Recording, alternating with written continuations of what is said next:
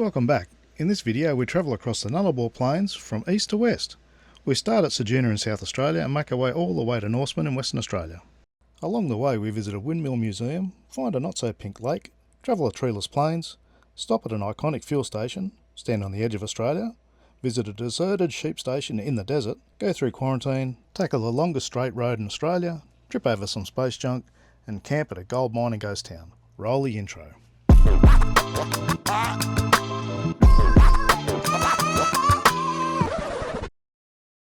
Hi, welcome to Great Northern Adventures. I'm Kylie. I'm Craig. We packed up our lives and moved into our little home on wheels to take on the lap of Australia. We'd like to share a journey of discovery and recovery that will take us to all corners of this great country, Australia.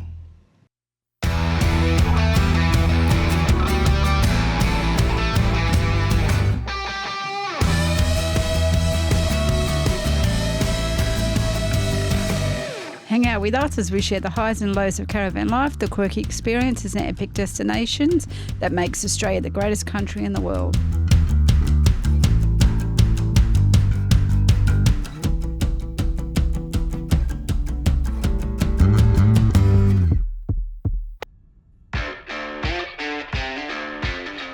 Before leaving the Eyre Peninsula, we had one last stop to make in at Smoky Bay. We had a quick look around and then we ducked into Smoky Bay Seafoods. Got ourselves some fresh oysters and whiting so that we could have a nice seafood treat whilst we're out in the Nullarbor.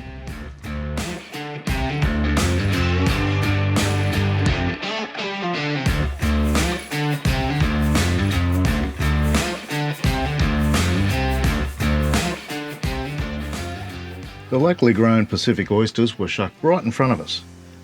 Without a doubt, they were possibly the best oysters I have ever eaten.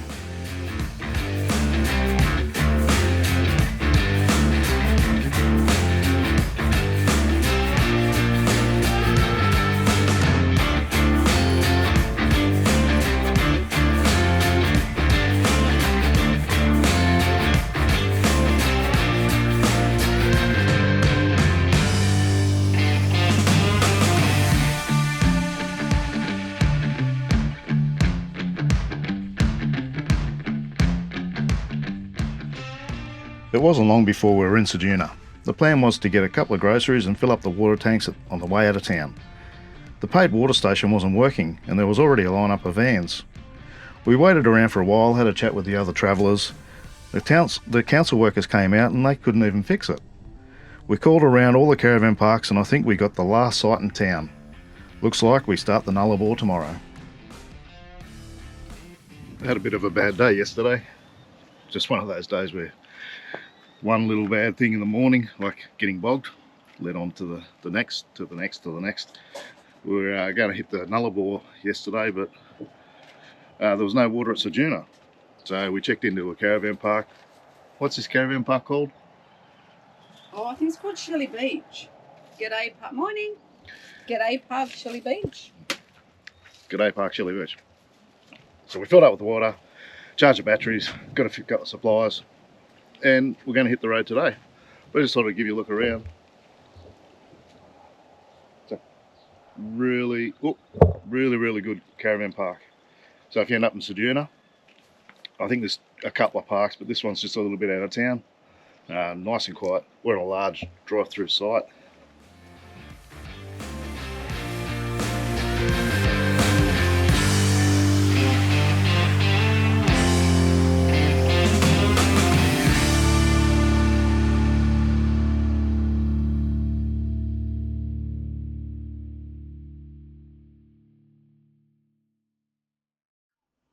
Just under an hour west of Ceduna is the village of Panong, probably the first well-known tourist attraction on the Nullarbor. The town is known for its quirky windmill museum.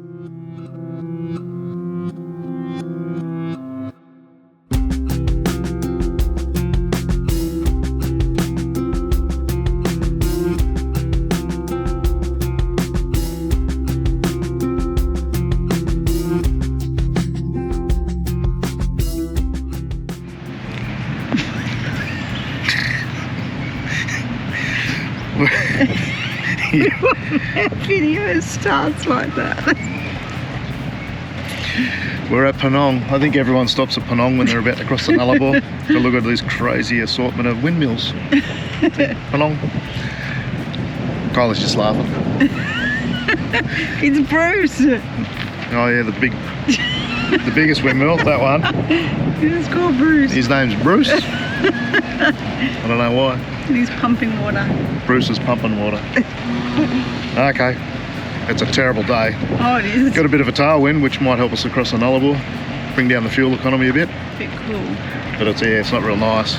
That's why we sort of sped things up a little bit because the weather turned bad. Let's get across the Nullarbor and take it from there.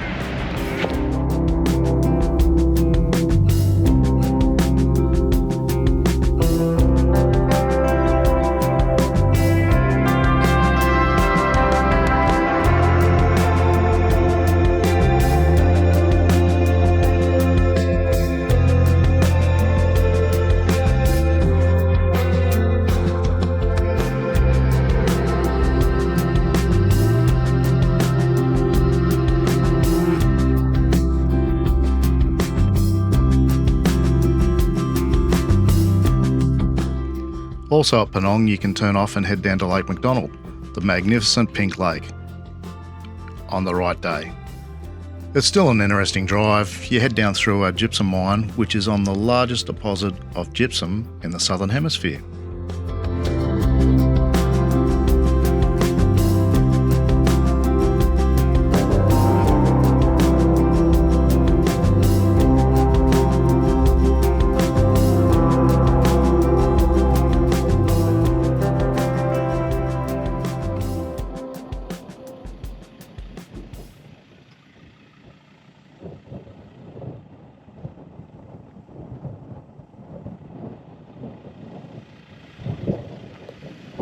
Lake McDonald, the pink lake.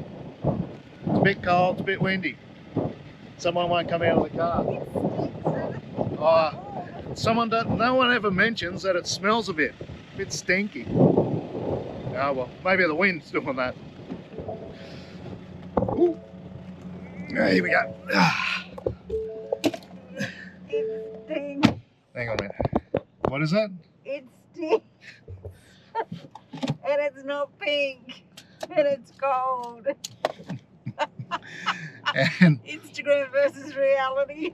there it is, folks. The stinky pink. The stinky pink. That's not pink.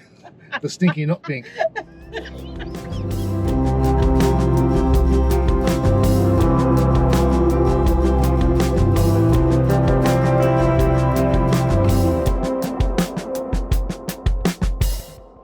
Just a little roadside lunch break. A little bit past Yalata. But our plans were thrown a bit out of whack, so yeah, we just pulled up here. We're going to go and have a look at the Headbite next, and yeah, just sort of show you where we had lunch. Side of the road, road train's going past.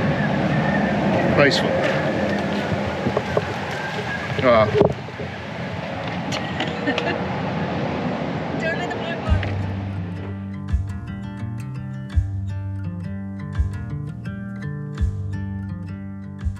Trails Plains. Yoo!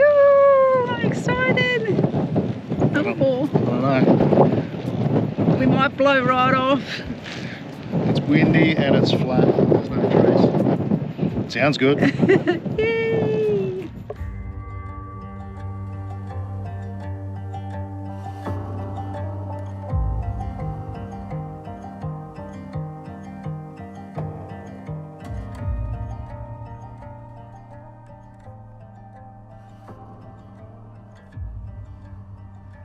Our next stop was the Headbite Lookout. We thought about staying at the free camp at the entrance, but it was so windy we decided to have a quick look and then keep moving on. The free camp's only a couple hundred metres off the highway, just a big gravel patch. There's no amenities, but a pretty good spot to stay if this is where you ended up. It's $20 a head to enter the Headbite Lookout. It's not too bad. You get to walk around some formed boardwalks right down to the cliff's edge, and you get to see where the cliffs start for the Great Australian Bight. We didn't have high expectations because it was so windy, but it was nice, and we would say it was worth a visit. It would be much nicer if the wind was a lot calmer.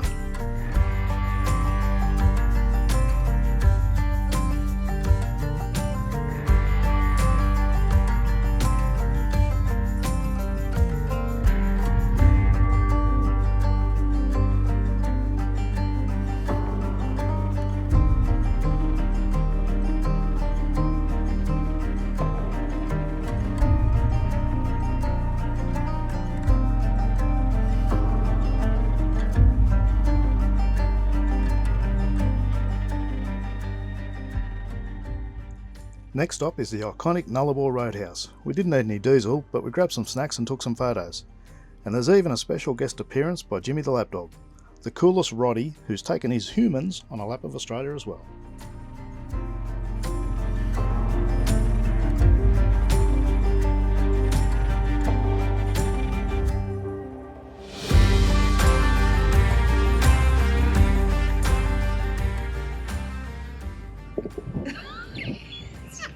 Photo or a video?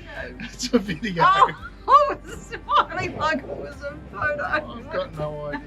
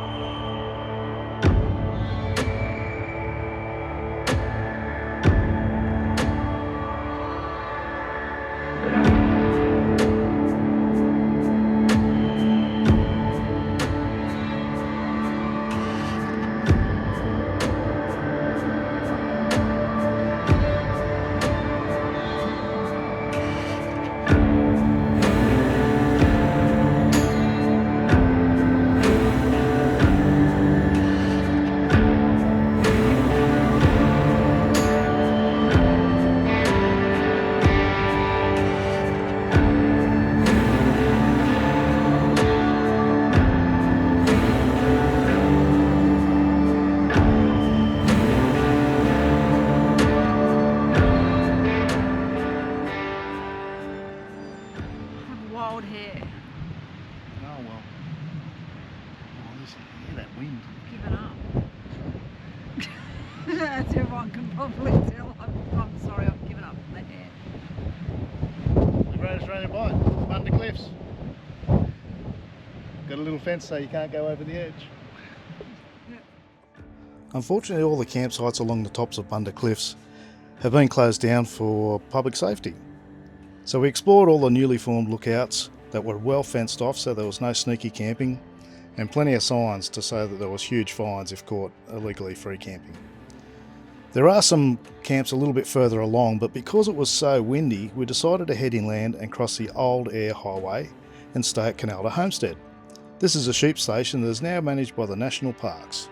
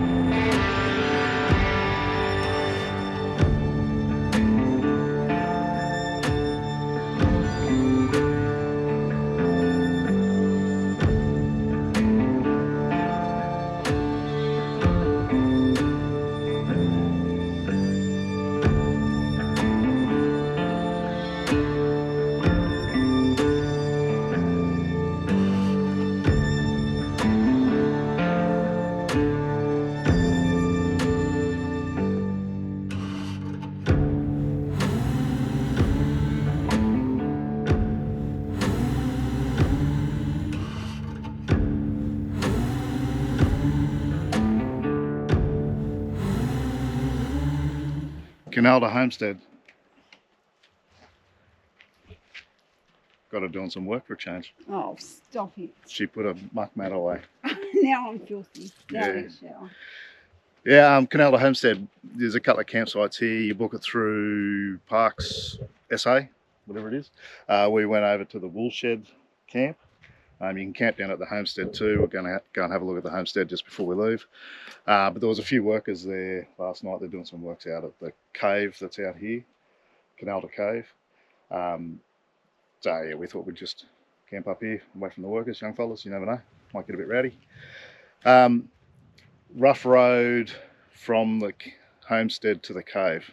It's real slow, heavily corrugated, have lots of potholes, bull dust, all that sort of stuff.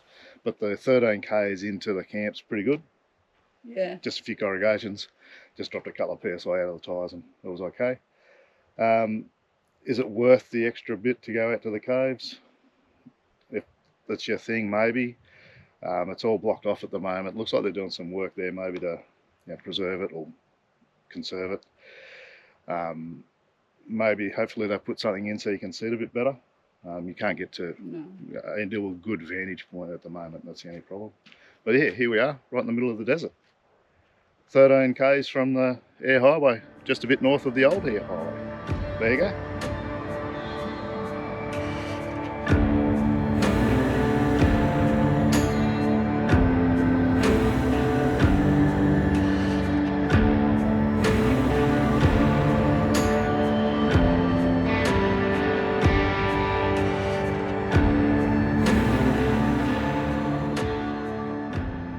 Canal to Homestead.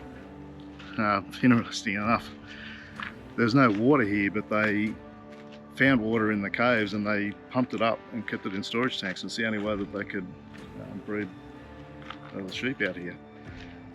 Pretty amazing. And the shed, not the shed, the homestead, it's a bit like a shed now. The homestead's made out of sleepers from the old Trans-Australian Railway. Back in the 30s they built this.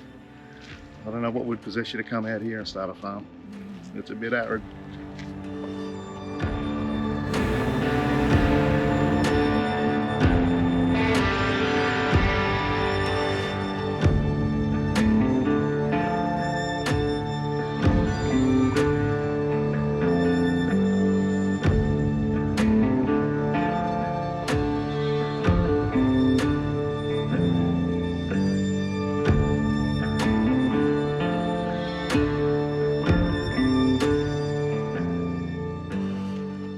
Looks like there's a bit of a wrecking yard here in the old homestead.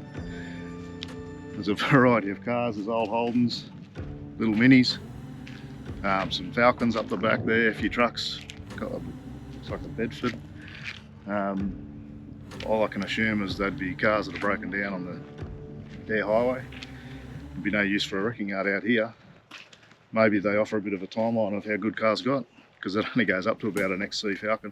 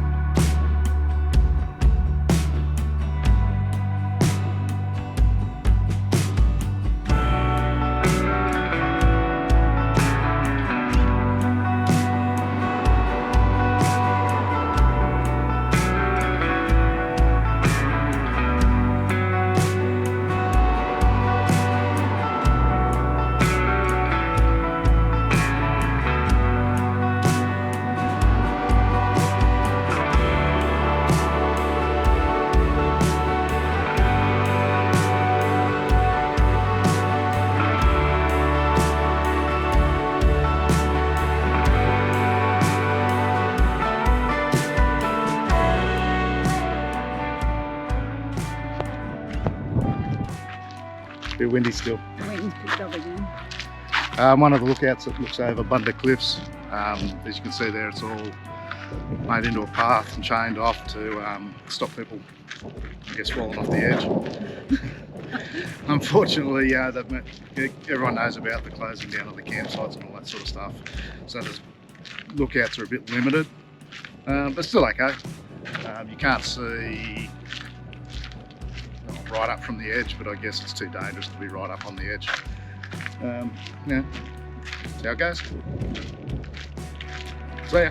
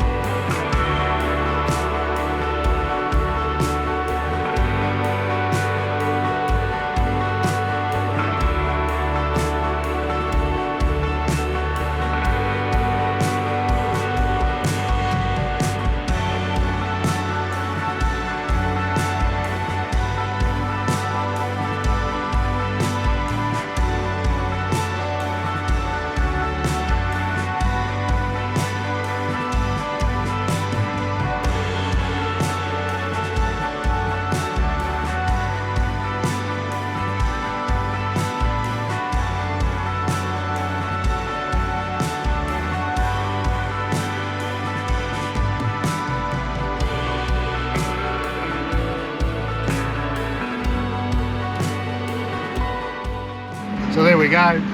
One of the websites said you can take firewood, but it did have like a little clause. It said sometimes, and so our firewood's the sometimes not.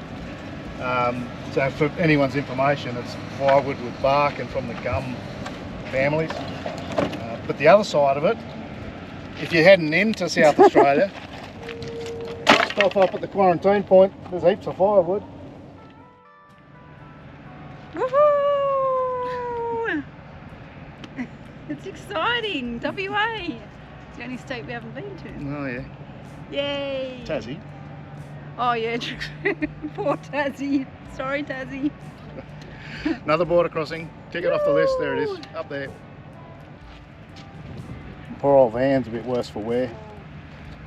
Can't believe we took the time to wash it at Ceduna. Anyway, van, car. He's just going to be dirty for the next 10 months. Only 10 kilometres past the Western Australian border is the small village of Eucla. We stopped off there for a bit of lunch and decided to have a walk around and explore the ruins of the old telegraph station. It was established in 1877 and it played a crucial role in the first east-west telegraph line linking Australia.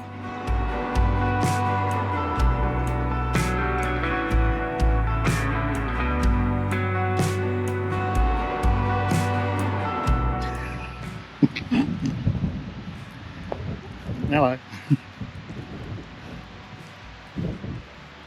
She's not in a good mood. Marsh flies, horse flies, Terrible big flies that bite. They're no good. bite. We've seen the Eucla wharf, jetty. Not much left of it. Now we've got to try and find our way out of here. We're lost. We're not lost.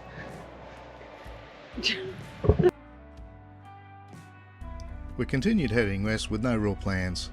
We just kept travelling and just started looking for different places to camp. We ended up finding a nice little free camp on the edge of the road just near Kaguna.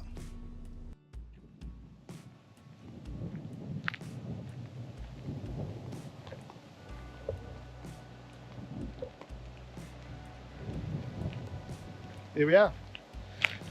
Been driving a bit too much today, so I think it's time to have a bit of a break. Yeah, we're sort of,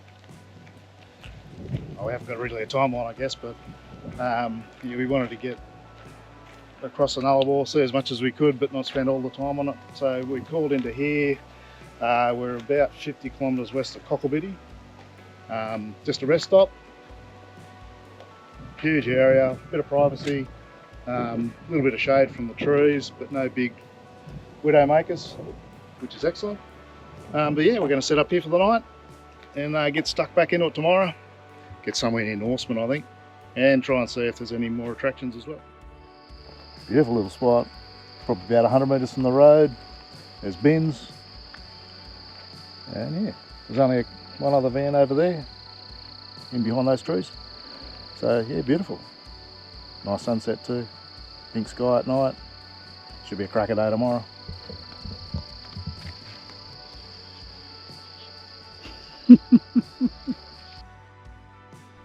The next day we packed up and continued heading west. Wasn't long before we got to Kaguna and the start of Australia's longest straight road.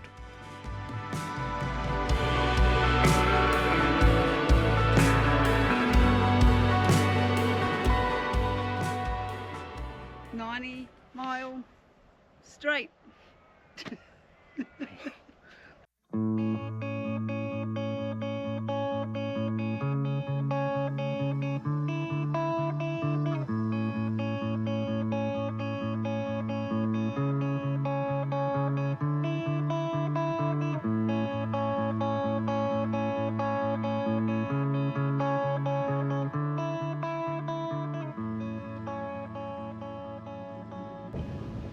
Don't fall in. I will knowing my luck. Kaguna Blowhole, one of the many blowholes along the Nullarbor. Just past the Kaguna Roadhouse. The weird thing is you actually read on the sign that you can get a bit of relief from the hot summer temperatures. Standing up there where I started filming, it was warm and hot. Standing right here, at the entrance to the blowhole, it's like instantly cooler. It's like a sea breeze blowing up out of the hole. It's amazing. Who'd have thought? Big hole in the ground blowing cold air. Fascinating. It actually is fascinating. There we go, the Kaguna blowhole. There's a few of them, about 20 or so of these caves. This one here, it's got a clearance below us of about 0.5 metre to 1.5 metres, and they all blow air, and some of them, or one of them, has actually been measured, the air coming out of it, at 72 kilometres an hour. Amazing.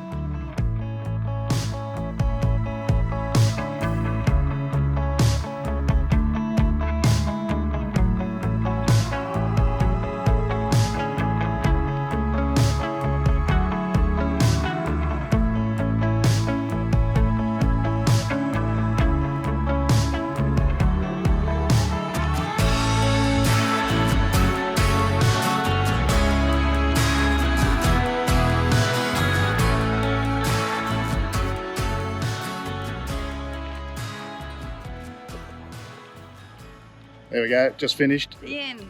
Australia's most boring road. It's terrible. Wow, straight and not much to do. Anywho, we're here. Yay. At the end of the 90-mile straight is the Baladonia Roadhouse. It's a great spot to fuel up, grab a snack, or even have some lunch. Out the back, there's a bit of a museum, has a bit of information about the Red X trials that was a race around Australia. And if you're from the late 70s, you remember Skylab, a bit of space junk that was falling towards Earth. Well, it landed near Baladonia. There's a bit of history about that, and even a bit of reconstructed piece of Skylab. Very interesting.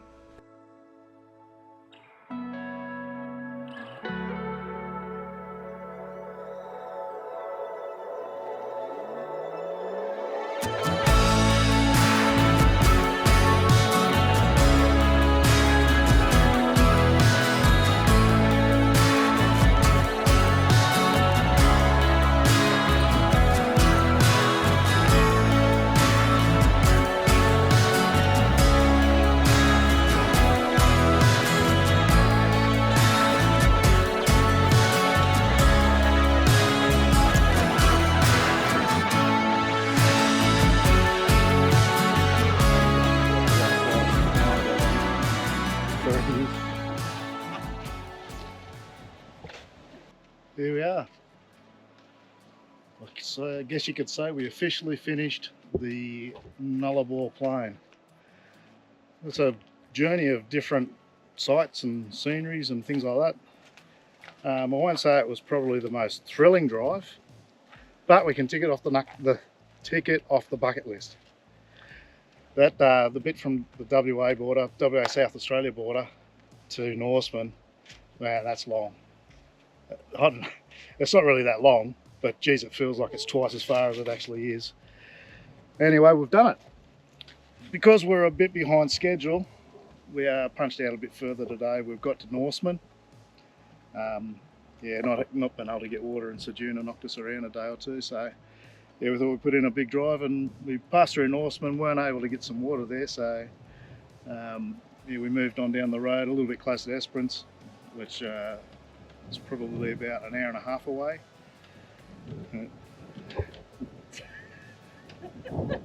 She's over there doing the toilet. She's cleaning the wee tank. Good work. Just washing it around. I can rate the compost toilet though on it, I don't know. Anyway. Oh yeah, so we moved, it's 18 k's south, I think it was, of Norseman.